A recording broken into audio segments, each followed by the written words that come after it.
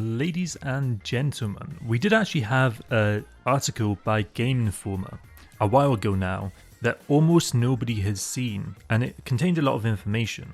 And I kind of wanted to talk about this in this video because I feel like it's pretty pertinent to the topic of Saints Row, and yet there's this large chasm in the information which just simply is not out there.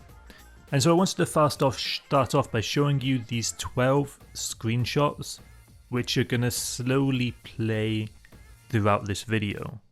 These screenshots, by the way, all look really cool and do show off some of the more like soul of the game, the action pace, the way it's meant to be played.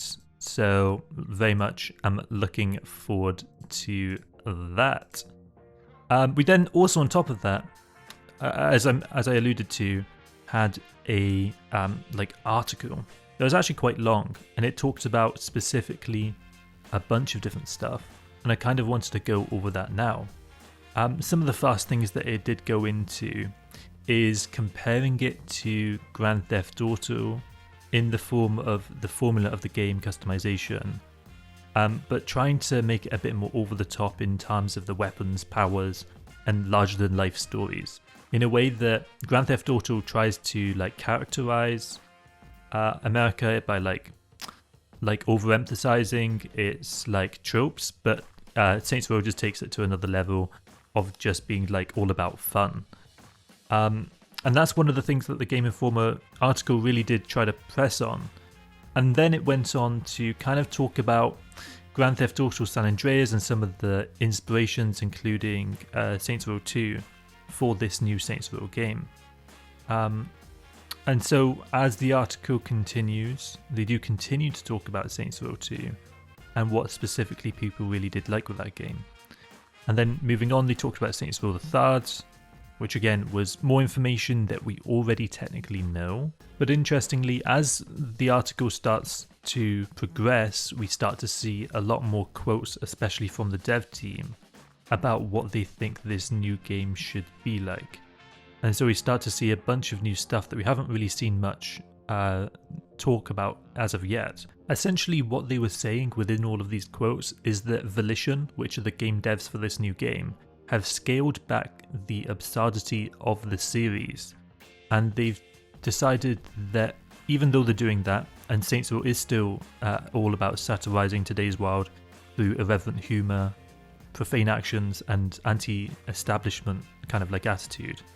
And they again said that they don't want to abandon the humour of some of the more extreme things that can be put into the game, but they also said that they know that these extremes can't necessarily be as far as they were in Saints Row 3rd, because it did seem a bit too goofy.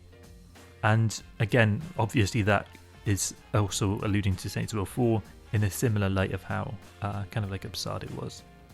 And so I think sometimes people just forget, and they did say how crazy things got. And so at the start of the game in Saints Row, the fourth, one of them, you started off by riding a nuke and disarming a nuke, and then you landed in the seat of the president and you became the president, and then aliens invaded for some reason, and a bunch of other stuff.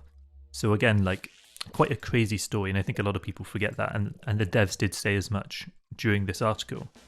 As they got a bit lower in the article, they did talk about, with this reboot, they're going to try to, again, create a fresh cast of characters in an all-new city, which allows Volition to ditch the previous game's accumulated narrative and gameplay baggage, and really frees them up to tell the story that they want to. And essentially they did confirm that yes, the community would like us to talk about a lot of the lore that's been left behind from Saints Row through to Saints Row 4, and it would be so, and they said that it would be so amazing if they could do some kind of prequel at some point to show how the Saints got formed. But in this scenario they did decide to start with new characters, and this was apparently something that the team did not take lightly, but was something that they decided was the correct decision. Because, and I'll quote here, it's definitely nerve-wracking at the beginning because there's such a high bar to meet. And they also said they wanted to make the characters really well-rounded, because if they're one note, they're only one-dimensional, they're not going to stand out and they're not going to stand the test of time. And so they looked at the past characters from previous Saints Row games and looked at what aspects about them really made them stand out and what roles they filled. And apparently at no point did they just want to make a cookie cutter of, oh, we need a Johnny Gat character, so let's reskin him as someone else.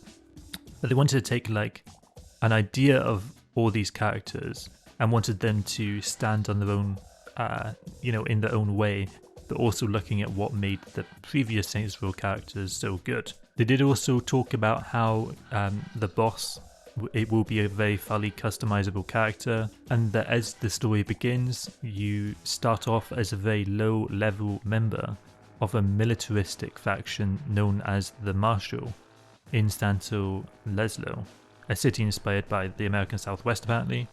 And they said that life is hard, the rent is getting expensive, and so you put aside your gang's differences and decide to split an apartment with fellow grunts from your rival factions. And so you get a apartment with Nina, which is from another faction, and you also get Kevin, which is from the anarchist group of gangsters apparently within the Saints Row franchise. And then they also had Eli, which apparently is the intellectual voice of reason and providing some structures to the team. And apparently these four people, which apparently that guy was the real estate broker for the place that they bought or something, and these are going to be the four people that start off the gang, the new Saints gang within the game, and that is how this all starts. Now, interestingly enough, that is where this article ends off rather abruptly, but for me that article did add a lot of context, of course, along with all of the new screenshots which we've got that were from Game Informer, and they really did kind of give us some context about what the new Saints Row game is going to be like and how it all starts. Again, we're all going to get an apartment together with these different gangs, and obviously maybe there'll be some split hairs or whatever. Maybe they decide to do a one-off job in order to get some money, and then things snowball from there. I expect something like that to happen.